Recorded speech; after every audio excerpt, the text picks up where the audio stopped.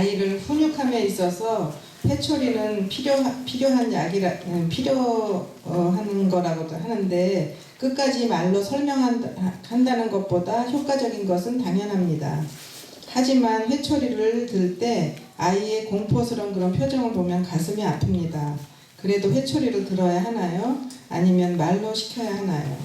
이제 이런 훈육에 대한 게 쭉 있거든요. 그래서 어떤 분은 하여간 큰 소리도 이렇게 치고 화내지 말아야 된다고 생각하지만 이제 그렇게 이제 화가 난다는 거죠. 그래서 어떻게 하면 천사표 엄마가 될 수 있나요? 라는 건데 여기가 이제 그런 질문이 계속 있어요.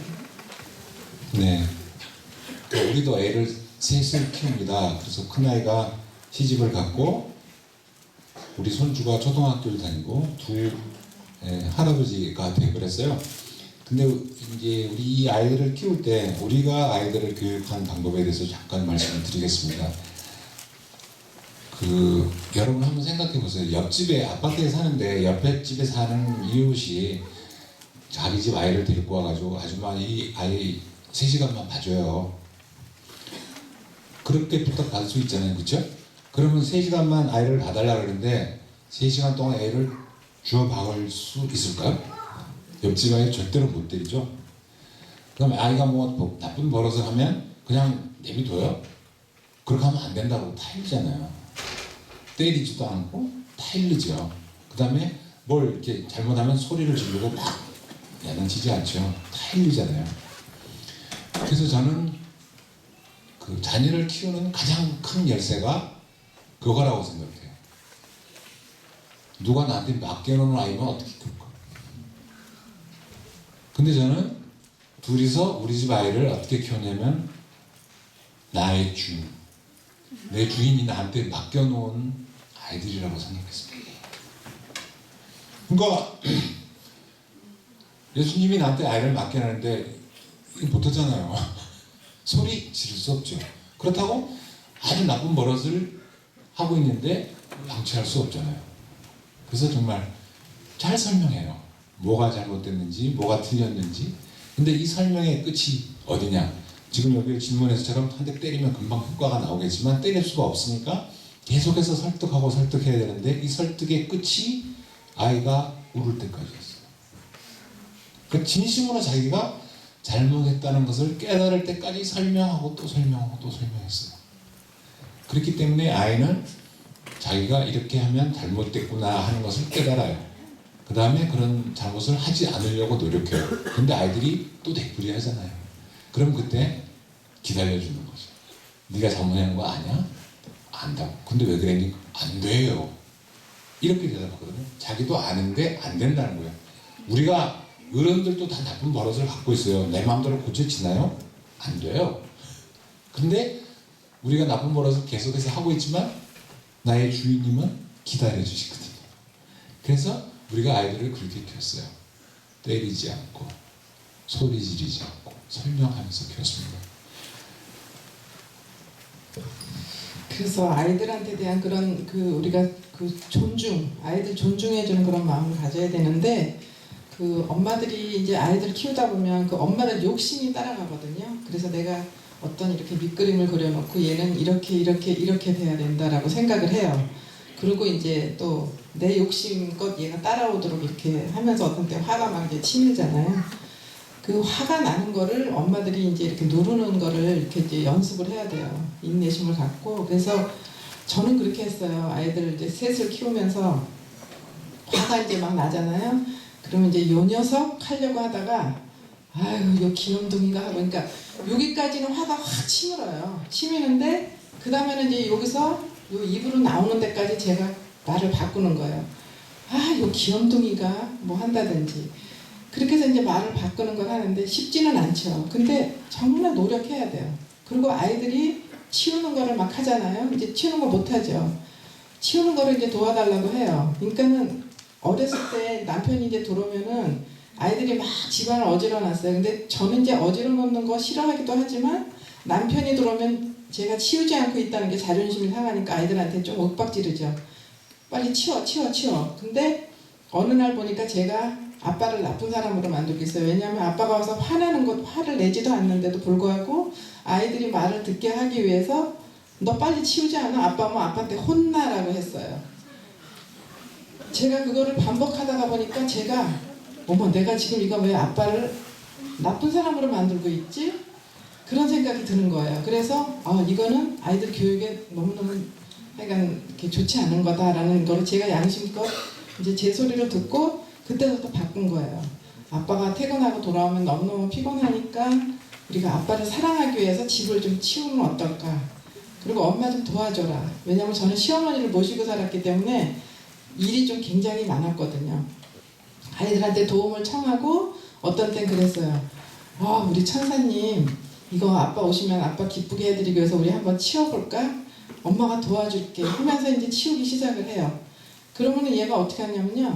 헐헐 이렇게 천사처럼 나르면서 장난감을 막 정리하기 시작해요. 그러면 순식간에 돼요. 그래서 엄마들이 그런 하여간 자기네 집안에 맞는 그런 방법을 찾아서 아이들을 긍정적으로 생각하고 칭찬해주고 하면서 아이들이 할 수 있도록 도와주면은 아이들이 정말 잘해요. 그리고 그 정리하는 것도 저는 이렇게 아이들 서랍 정리하고 예를 들어서 그러잖아요. 그럼 다 같이 쏟아놓고 이렇게 해줬어요. 같이. 그리고 가르쳤어요.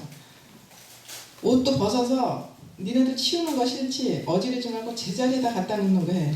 어려서부터 그런 걸 가르치다 보니까 지금 우리 막내가 23살이에요. 남자아이. 이제 위에 딸 둘 있고 남자아이인데 그 아이가 지금까지 지금도 방 정리 제가 안 하고 빨래 개다가 딱 놔주면 자기가 다 서랍 찾아서 넣고 그 다음에 옷 거는 거 다 걸고 가끔 한 달에 한 번 정도 옷장 정리 싹 해요. 그리고 불필요한 것도 다 버려요. 굉장히 깨끗하게 해놓고 살아요. 그 방을. 아들인데도 불구하고. 왜냐하면 어려서부터 이게 습관이 됐어요. 그래서 서랍 정리가 잘못되어 있으면은 자기 스스로가 불편한 거예요. 뭐 그렇다고 안 어지르는 건 아니에요. 어지러 놓고 살지만 그러다가 또 치우고 하는데 그런 습관을 부모님들이 들여줘야 되거든요.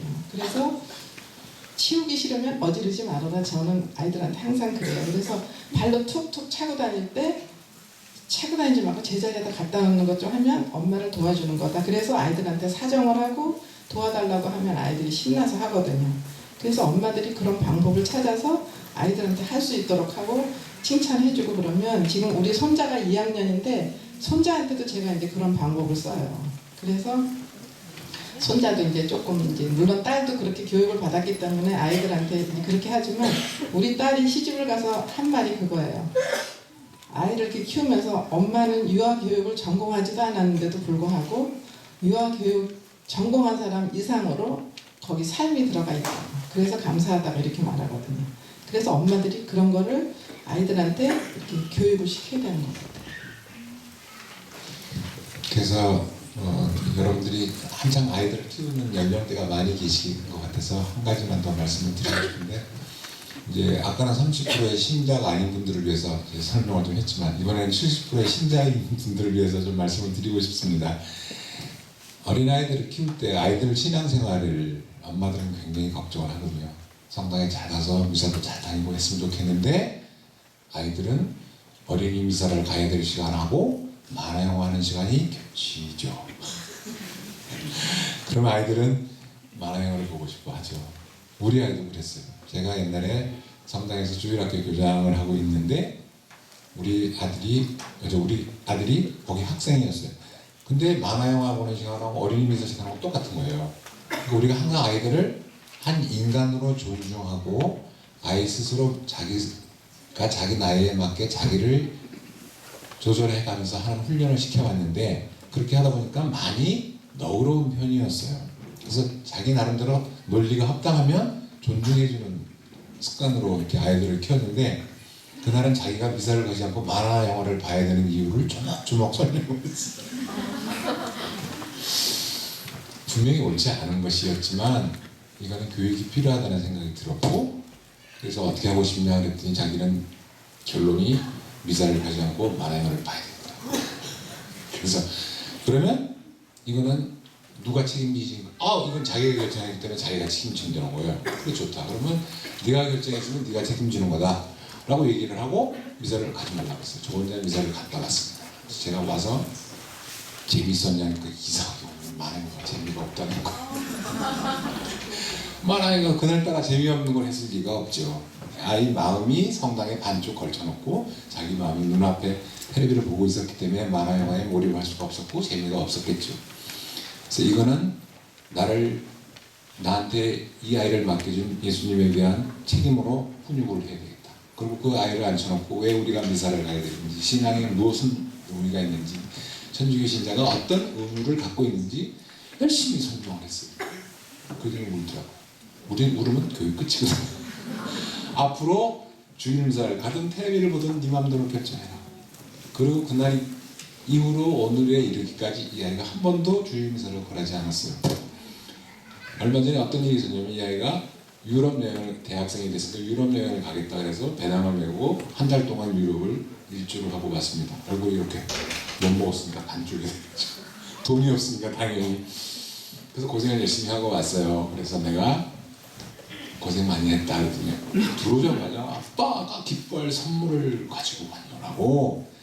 그 돈도 별로 안 줬는데 무슨 선물을 갖고 왔을까라고 생각을 했는데 배낭에서 꺼낸 게 성당을 돌아다니면서 성당 가면 주보라는 거 주잖아요. 주보를 넣어가지고 온 거예요. 내가 미사를 한 번도 빠지지 않았습니다.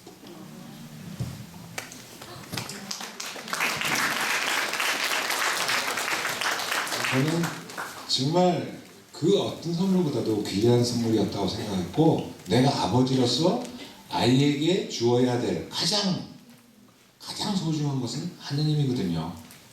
부모가 자식에게 주어야 할 가장 소중한 것은 하느님이었는데 내가 이 아이에게 하느님을 주기 시작했구나라는 확인을 받는 것 같았어요.